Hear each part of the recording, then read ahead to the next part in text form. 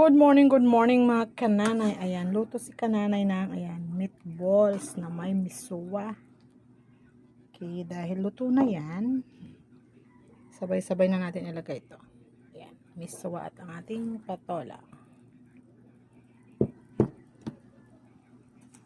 Kasi para sa manyan, mabilis maluto mga kananay.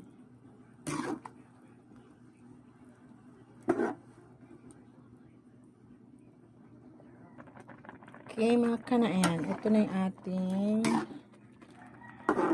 meatballs na may miswa. Ayan. Ayan siya mga kananay. Okay, thank you. God bless mga kananay.